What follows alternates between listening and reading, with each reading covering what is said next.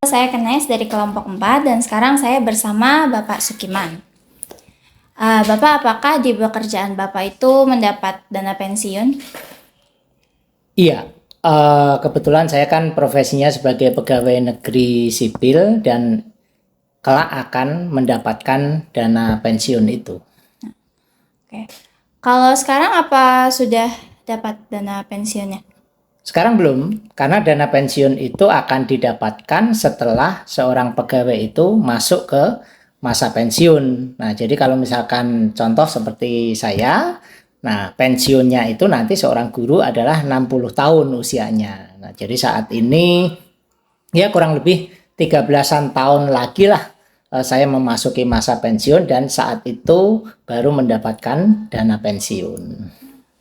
Oke, nah setelah nanti sudah mendapat nih dana pensiunnya, kira-kira itu bagaimana rencana mau mengelola dana pensiunnya? Iya, dana pensiun itu kan kalau dibanding dengan gaji pada saat aktif ini kan tidak begitu besar, artinya lebih kecil dibanding gaji pada saat aktif. Jadi rencana ke depan bahwa ya dana pensiun itu ya akan saya gunakan untuk menambah kebutuhan setiap bulannya. Tetapi dalam rangka mempersiapkan pensiun ya saya lebih memilih bagaimana nanti menabung ya selama masih jadi pegawai aktif ini dan hasil tabungan itu nanti ya bisa digunakan setelah pensiun atau bisa juga digunakan untuk membuat usaha yang dapat menghasilkan sehingga dari usaha itu nanti akan bisa mencukupi untuk kebutuhan selama pensiun ketambah dengan dana pensiun itu gitu. Tante, aku mau nanya, produk apa saja yang ditawarkan oleh Bank BTN? Produk di Bank BTN ada dua, Apa aja? produk simpanan sama produk pinjaman. Contoh pinjaman itu apa aja? Kalau pinjaman di kita itu ada KUR, kredit usaha ringan, biasanya dikhususkan buat pengusaha-pengusaha. Ada KAR, kredit ampunan rumah, dapat kredit dengan menganggunkan rumahnya yang sudah bersertifikat. Terus ada lagi KPR, kredit pemilikan rumah baru. Itu ada dua tuh kalau di BTN, bisa subsidi atau komersil. Kalau yang simpanan contohnya? Kalau yang simpanan itu produk tabungan, ada tabungan kayak kalau buat pelajar kayak Silpi ada tuh tabungan juara. Kalau di bawah SMP itu ada tabungan simpel, simpanan pelajar, tabungan keluarga juga ada kayak BTN Batara, terus ada produk investasi, BTN bisnis. Tuh kalau buat pelajar minimal menabungnya berapa? Kalau buat pelajar, kalau yang seusia Silpi itu tabungan juara minimal 50.000 setoran awal. Berarti kalau mau bikin kan lo harus bikin KTP tuh pakai KTP orang tuanya atau? Iya, pakai KTP orang tua. Nanti orang tua yang datang ke bank bawa syaratnya KTP orang tua sebagai kuasa, bawa identitas anak itu akte sama kakak. Segitu aja ya Tante, makasih. Iya, Terima kasih. Guys, jadi di sini saya Muhammad Umar akan menanyakan suatu pertanyaan ya itu misterius lah. Kita lihat. Bang. Iya, apa? Nih, nama lu siapa deh, Bang? Nama gua Atala. Oke. Bang, di sini gue boleh nanya gak sih? Main ribet sih. Iya. Jadi pertanyaan nih, pendapat lu Bang tentang standar dana pensiun di Indonesia nih. Gimana nih? Kan katanya lu tuh sepuhnya ekonomi. Coba nih gue nanya nih.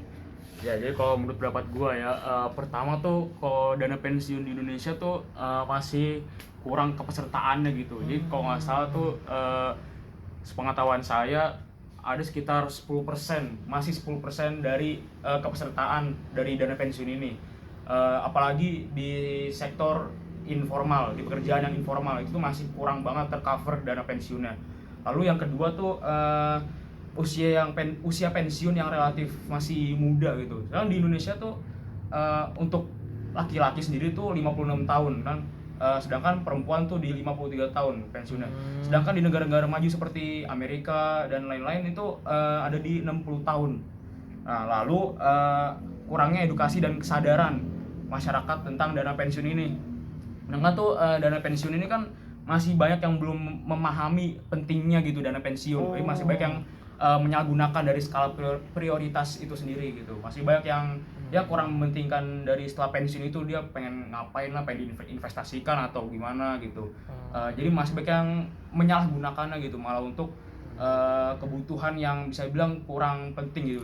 Dia itu tuh masih berantakan di skala prioritasnya. Tuh. Kalau misalnya kayak gitu, menurut lu nih ya, menurut lu cara buat mencegah itu semua tuh kayak gimana sih? Ya, jadi untuk upaya sendiri itu yang pertama tadi kan kepesertaan dana pensiun. Itu mungkin dari pemerintah sih kalau menurut gua. Itu kalau dari pemerintah tuh bisa meningkatkan lah gitu untuk mengcover lebih banyak apa sih namanya sektor tenaga kerja gitu kan. Tadi cuman kebanyakan tuh cuman dari tenaga kerja formal doang ya. Tapi sedangkan informal tuh tidak masuk.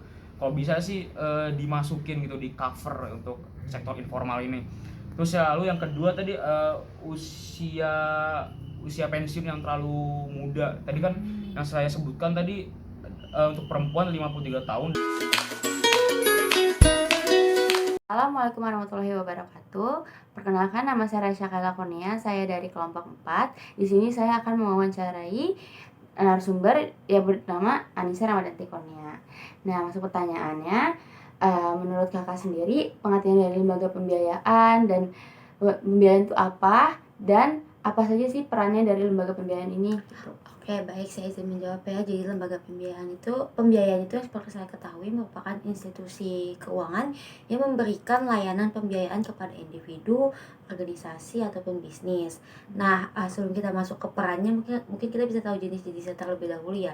Yang saya tahu kalau jenis-jenis dari lembaga pembiayaan itu ada seperti dana usaha, ada koperasi, dan ada bank seperti kita tahu ya. Terus untuk perannya sendiri, ya lembaga pembiayaan itu berperan untuk menyediakan dana atau sumber pembiayaan untuk berbagai keperluan seperti pembelian barang atau jasa, investasi, pembangunan proyek, dan lain sebagainya.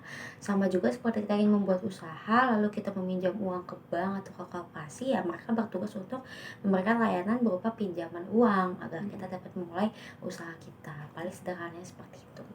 Oke, terima kasih.